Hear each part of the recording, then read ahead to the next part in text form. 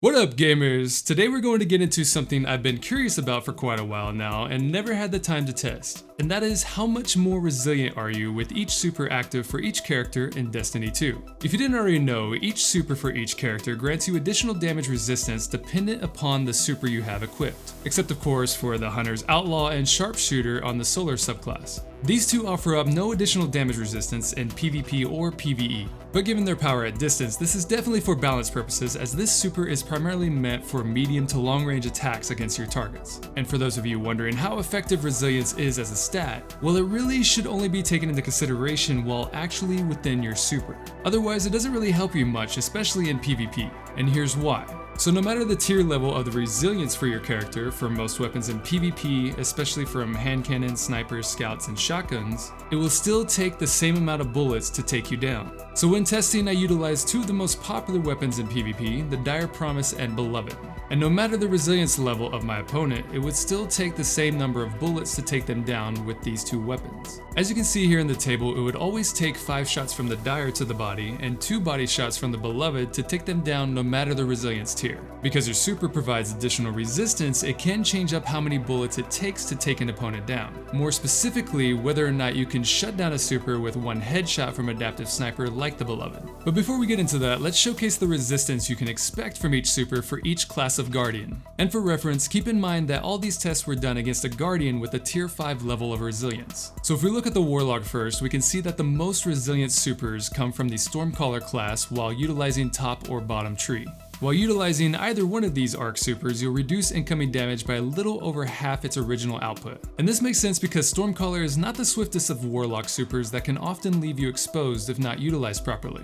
But then again, Top Tree does have Teleport, which allows you to quickly navigate the map to accumulate multiple kills. The least resilient super is by far the Middle Tree Dawnblade super with its Well. Although you constantly have a health regen while in the well, you only gain a 20% reduction in damage resistance while within it.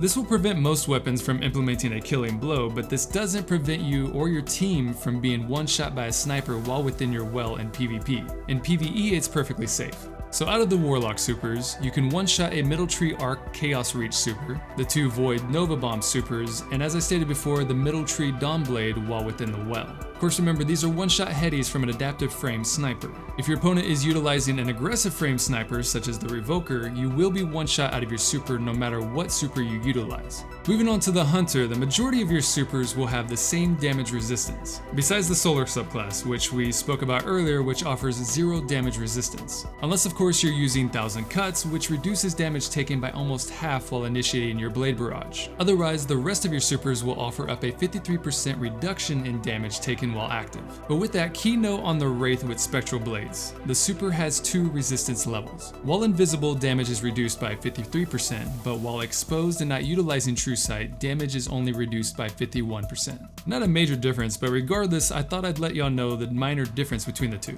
And although it's highly unlikely for anyone to shoot you out of your Blade Barrage, all the Solar supers for the Hunter can be one-shot headshot out of them. Now on to our last Guardian, we have the Mighty Titan, where resilience is actually a benefit given it directly correlates with the cooldown of the Titan's barricade. But regardless, Titans maintain quite the stack on damage resistance. For all Titan supers, they pretty much maintain the same damage resistance of 53% across the board. The only two that are slightly different is the top and bottom tree of the Solar subclass. These two only offer up a 51% reduction in damage taken. I say only, but let's be honest, this is still pretty much as max level as you can get as far as damage resistance goes. Which of course makes the case of why all Titan supers could not be one-shot out of their super with an adaptive frame sniper while utilizing at least a tier 5 level of resilience. But if a Titan were to drop at least just 1 level down to tier 4, the 2 Throwing Hammer Titans could be one-shot out of them by a Beloved. Let's be honest though, most Titans are going to be running almost max resilience on their gear, so this will be very uncommon within a PvP match. But there you have it, gamers. Just wanted to get this out there before our new Stasis supers come out at the launch of Beyond Light here in November.